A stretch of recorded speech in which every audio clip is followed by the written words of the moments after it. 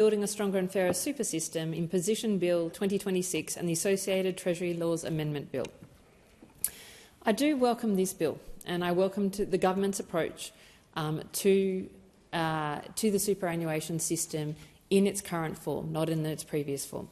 I'd like to talk a little bit about why it's important and why I think it is a useful reform, and at the same time why I disagree very strongly with the previous speaker in how they characterised that reform, because I am very wary of people setting up reforms as of class warfare, and I think that does not help this country stay together, and certainly some of the language that can be used around this bill is not helpful to making reforms which genuinely I think are really useful.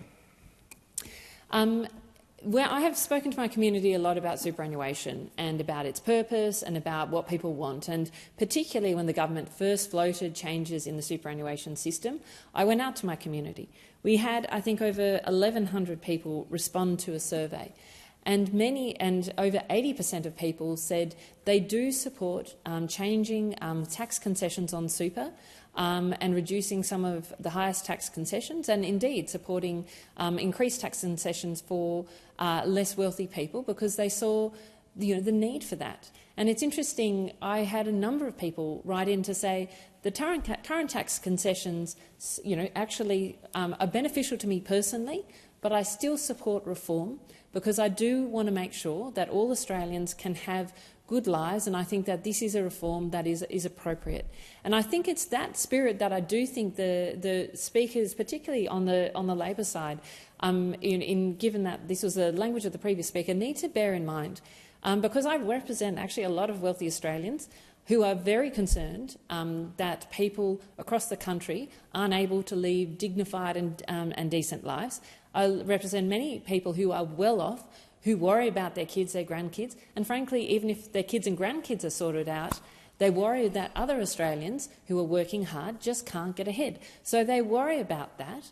They are open to. I have had many people actually recently say, look, I'm benefiting from various concessions, but I support change here because it can help other people. But then when members of parliament demonise those people and say, oh, it's just the wealthy, we've got to give them a go and it doesn't matter, if we take money away from them because it's only a few of them, it doesn't help. And it's actually not going to help drive the reform that the country needs in a way that the country can stay together on. And I just really warn people to consider this as they're considering these bills. Now, why do I think this reform is appropriate? It is genuinely because we have a tax system at the moment which has various features, but we do have a tax system and actually a broader economic system which I think has delivered outcomes that we don't really want. And I'm going to talk specifically to some of those outcomes. For instance, in this country, of two families living next door to each other, both on 100 grand, an older retired family, on average, pays half the tax to a younger family. So a younger family who's likely less wealthy, unlikely to own their own home, or certainly less likely to have paid it off, more likely to have significant costs to them, such as childcare or paying off HECS debts. But they pay half. The wealthier family, on average, pays half the tax as the younger working family. I just don't think that makes sense, and I don't think that is necessarily. I don't think that is fair. At the same time, what we've seen from 2004 to 2016, that the wealth of households over the age of 65 grew by around 50%. The wealth of households under the age of 35 didn't move. So we ended up with a bit of a generation gap emerging, which I think has only grown since then, though we don't actually have the numbers. And so we do have a situation where younger Australians are struggling to meet the milestones of their parents. We have a 20% drop in home ownership of younger Australians compared to previous generations of the same amount. So we do have real challenges in, I think, the social compact that we're offering younger Australians, that we're offering actually the broader Australian group, that sense that if you work hard, if you get a decent job, if you try hard, you should be able to create a decent life for yourself, whether your parents can help you or not. And I think it is really important that as a parliament we consider this. This is one of the issues that I have championed the entire time I've been elected, and that is why I support the government looking at tax in a way of making sure that all Australians, regardless of backgrounds, can afford decent lives for themselves and their families. And I think that is something that as a country that we do want. So then let's come to the detail of this bill. It has been observed that the superannuation system, there are many causes for, I think, some of the challenges in our system. At the moment, there's low productivity, there's the lack of housing supply, but certainly the superannuation system has played a part. And we do have a superannuation system where the concessions are very generous. It's appropriate to have concessions on superannuation. We lock people's money up for a long period of time.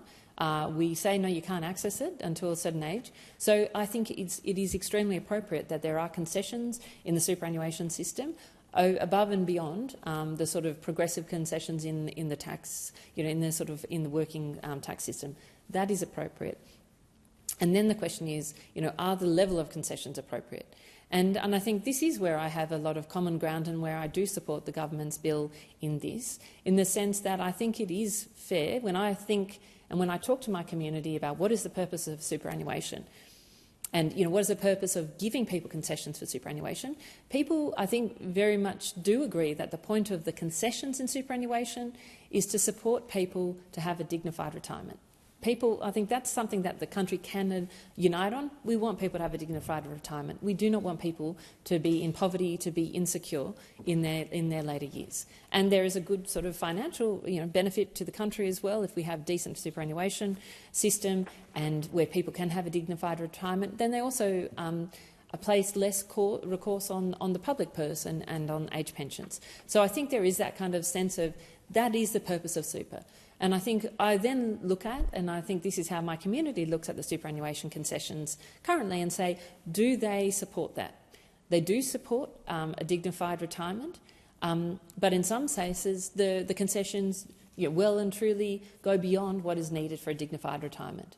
And so that is why, on balance, I support pulling back the concessions on high-value super funds, because the concession should be directed towards supporting a dignified retirement, but it is unnecessary to give additional concessions to not supporting which go beyond supporting that dignified retirement.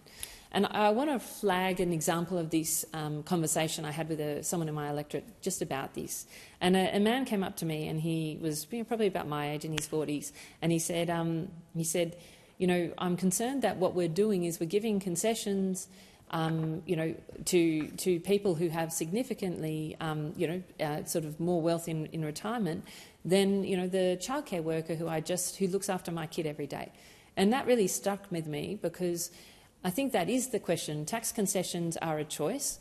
We don't have a lot to go around. And the question is, are they being applied in a way that we think is best for the country, is both fair, is consistent, is economically efficient, is predictable, is not, those are some of the sort of themes in which we should consider our tax concessions. And so I think in this case, where the government has landed is appropriate. And I will say, if the government had been taxing unrealised gains, as it initially intended to do, I wouldn't have supported this bill, even though I do support actually changing tax concessions. I made this point in various forms, into the Treasurer and to others, and played, I think, a significant role in the bill in its previous form not going ahead in the last parliament by working with others across the parliament, because I think steadfastly, when I talk to my community, people do support changes to some pulling back of superannuation concessions, particularly when they can support people on lower balances to build more effective super. But the taxation of unrealised gains is bad policy.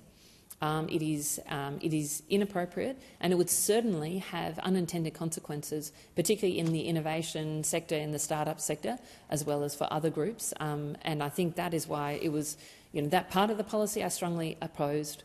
And I want to sort of recognise that the Treasurer, it's not easy to change your mind publicly, and I recognise that the Treasurer changed his mind publicly, restructured the package, indexed the thresholds and removed unrealised gains, and I think that this is a much better policy and package for it, and I think it speaks to, I will give the Treasurer enormous credit for being able to do that, because I'm sure it wasn't easy. I'm sure it wasn't necessarily what he wanted to do, but he listened to feedback, and I think that is actually what people really expect from us here in the Parliament. So I think that it's really, where I sort of wanted to sort of leave most of my comments. The only things that I would sort of really comment on is that what I do want to see, and what I think this government should be doing, is linking any changes, any reductions in tax concessions to meaningful reductions in income taxes for working age people, so that it's not just more money in the government coffers. And I think that this is really important, because when you listen to Australians about how they think about tax, and we're talking about tax, which is, I think, a really positive move, there is a great deal of concern that sort of tax increases, like this is a tax increase, just goes to government coffers, where governments can spend sometimes sometimes without as much oversight as you like, sometimes, frankly, on things that are pretty political, as opposed to for the best benefit of the country. There is a distrust that government spending isn't the most effective, and that it is not always, using every single dollar here as well as and as thoughtfully as we use every dollar in our homes.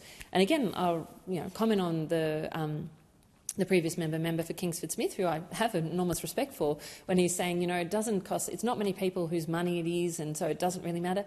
And I don't want to verbal him, but I want to acknowledge that it's not the government's money that they're touching; it's somebody else's money. And so, we need to show respect.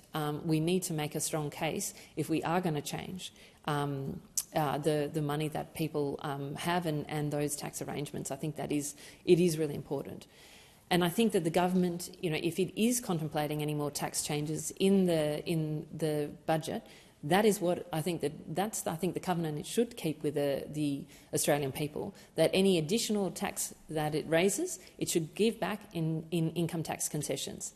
And I think it's not only important on principle, it is important because younger working people are really hurting right now. They are really struggling with the cost of living. Tax concessions is a way that you can actually make a real difference to people's lives, and I think it's in a quick way.